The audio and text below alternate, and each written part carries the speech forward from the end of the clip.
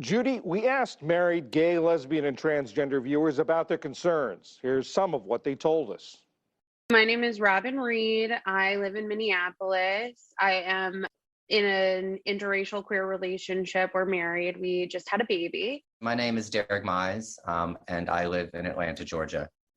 And I'm Jonathan Gregg, and I live with him in Atlanta, Georgia. My name is Katie Miller, and this is my wife, Michaela Miller. We've been married since 2008 when it became legal in California, actually within days of it becoming legalized, if not on the date, actually. My name is Teresa Volpe, and I'm Mercedes Santos. We've been a couple for 30 years, and we've been legally married since 2014. We're from Evanston, Illinois. I'm Dawn Betts Green. I live in Birmingham, Alabama now. I've been in a relationship with my wife since 1997.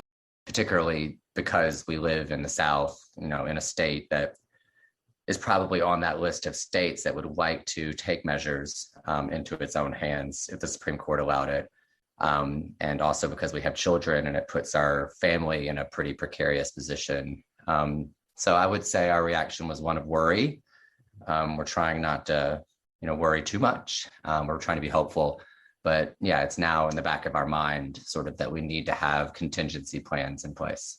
I don't know what that means for healthcare, but it worries me that our family would essentially be unrecognized in states. It's terrifying, right? Like, there is a very real possibility that, if abortion can be overturned, interracial marriage can be overturned. Protection for us has really been about planning our estates, right? Making sure that we have guardianship laid out for our son. I always tell the story when I was still in school in Tallahassee, probably about 2008, 2009, we both had pneumonia. I got out of the hospital and then she had to go to the emergency room, and we're sitting in the emergency room talking to a nurse, and my wife's going to have to go into intermediate care because she was pretty bad off at that point. And she said, "Who can make decisions for you?" And my wife, of course, looks at me and says, "Dawn." And the woman looks at us and says, "No, someone who can actually make decisions." And then we got married legally on our anniversary in 2016. And it has been much less anxiety ridden. It's not hard to imagine that 2008, 2009 situation in the hospital happening yet again. We've got a family binder that has our marriage certificates, our children's birth certificates, our domestic partner certificates, all that paperwork that we still have to carry around because we feel like we might at some point need to verify or justify our relationship. To do that is exhausting and is unfair. Those are questions that, we wouldn't have asked until this ruling came out, because we had kind of felt, I would just say, more comfortable, right? And suddenly it feels like we're on shaky ground again. Right now, marriage is legal and it's at the federal level. And I don't want to have a conversation with my 8-year-old who doesn't know anything else. He's only saw us as a married couple. And I don't want to have to go back to them or anybody else who I'm friends with who's in an LGBTQ relationship who are married and say, "Oh, you know what? We're doing this again."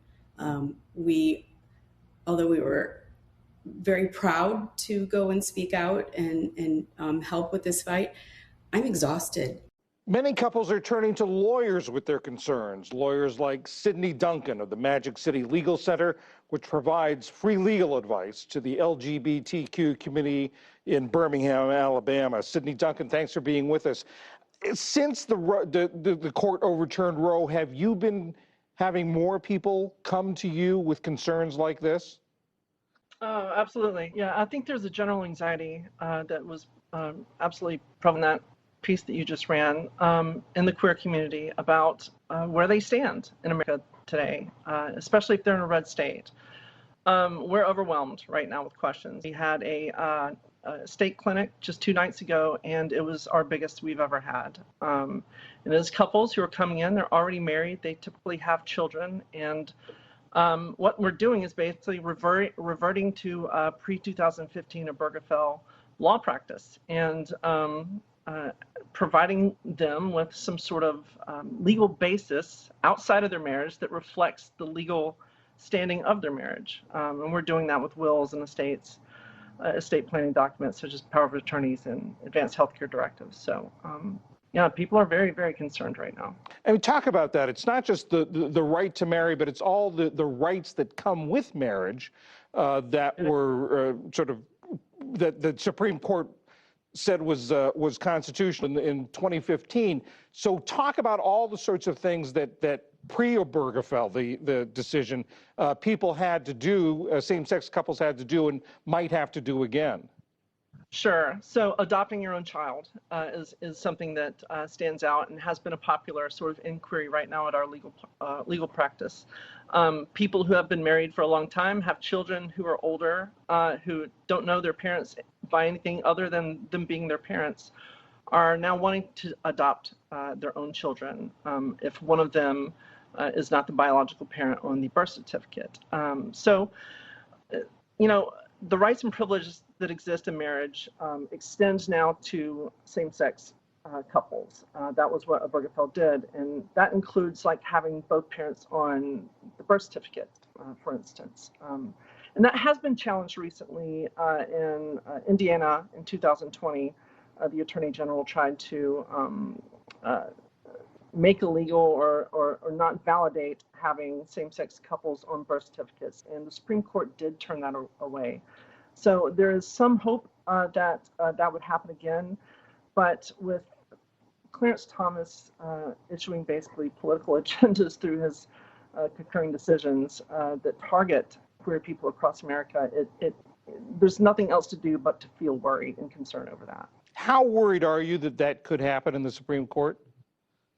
You know, I'm it's hard to say, right? I think if you ask any attorney these days where they stand on precedent, they're going to give you a shakier answer than they would have prior to Dobbs.